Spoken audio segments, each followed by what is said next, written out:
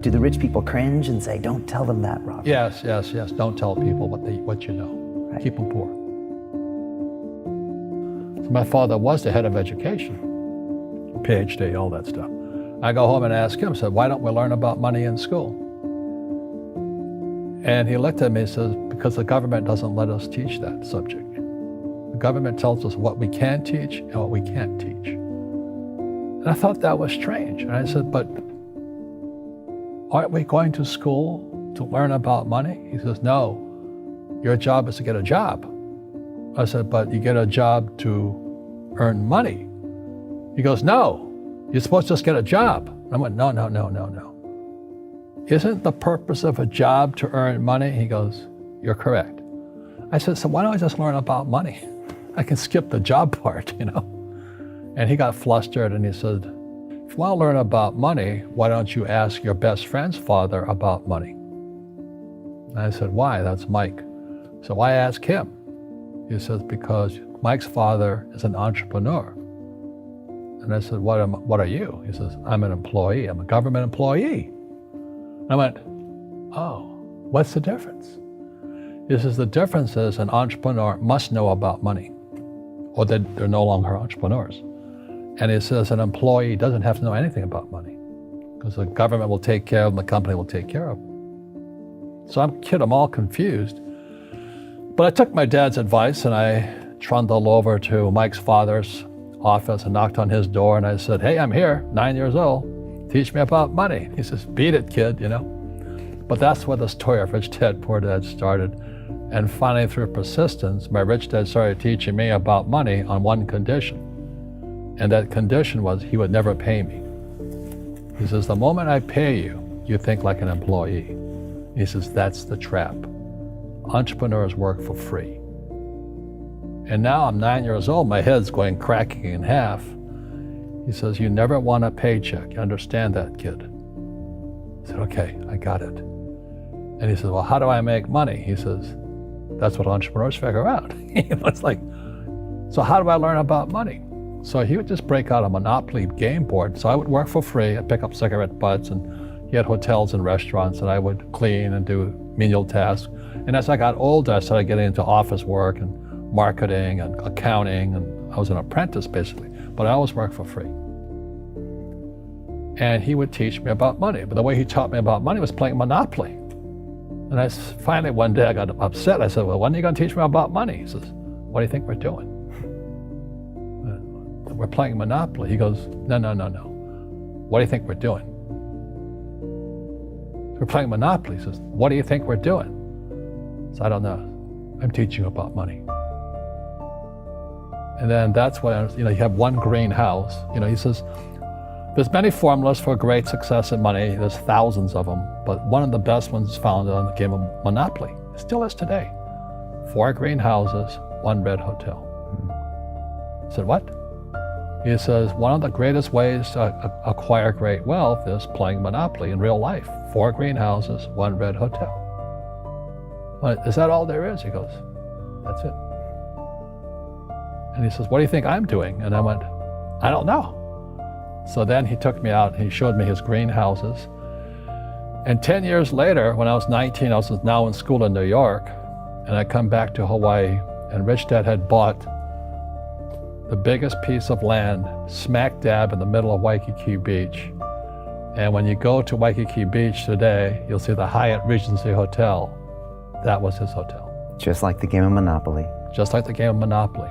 Acquired assets and they became bigger assets. He just kept what's called an assemblage, because that property wasn't that big at that time. So he had to buy out all the small guys. Because Waikiki was a little dirt water little town. So he'd buy out this shop owner and buy that shop owner. And it took him a while, but he finally assembled this large piece of property. And then he and Hyatt put up this giant hotel. And it just sold for $800 million. So that's how I learned about money.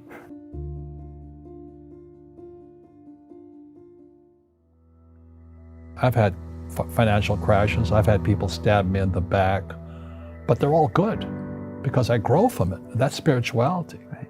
People who are afraid of making mistakes, like they teach in school, they don't ever grow.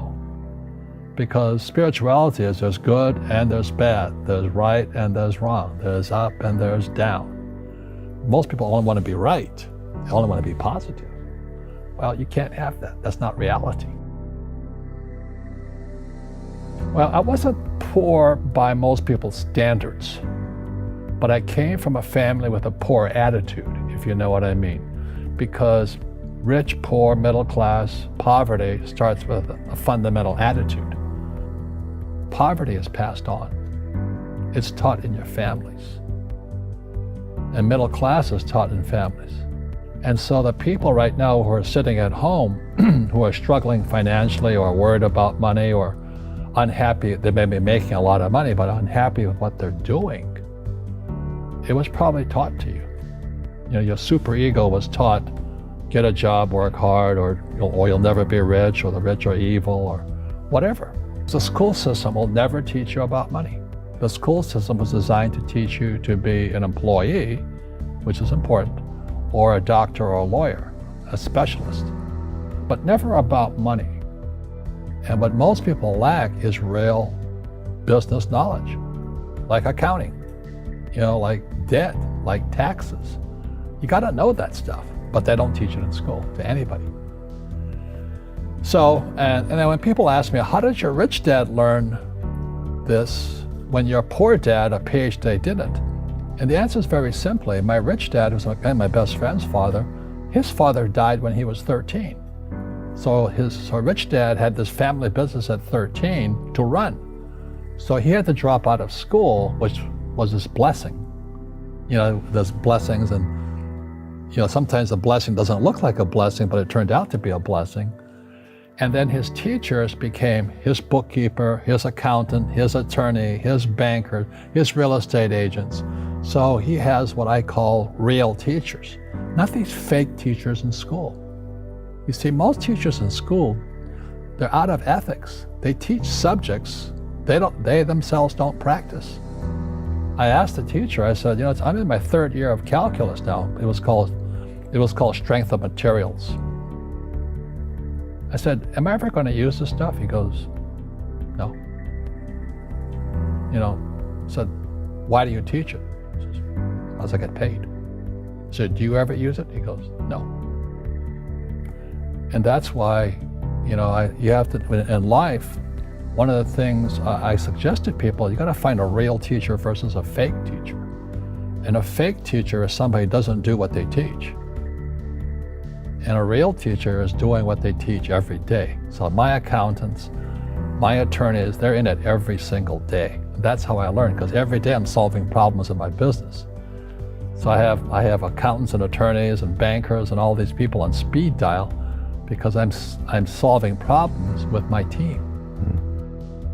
I see you giving this knowledge out, and yeah. Do the rich people cringe and say, don't tell them that, Rob? Yes. Don't tell people what you know. Right. Keep them poor.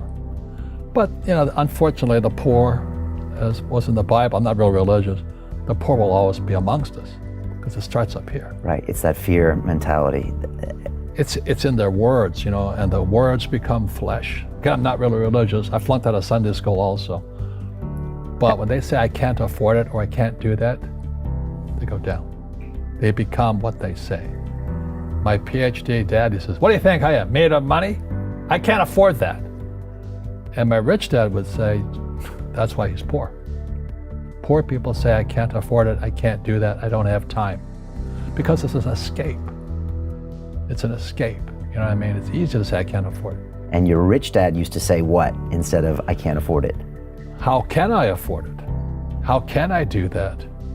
What would it take, or why should I do that? He says that a question opens the mind, a statement closes the mind. So when you say, I can't afford it, your mind shuts down and you become what you say. Rugby is a team sport, but so is soccer. The rules are different. And other people are golfers. They play by themselves. And so everybody's different. So my game financially is business, number one. Second is real estate. So what I say to young people is, you find your game.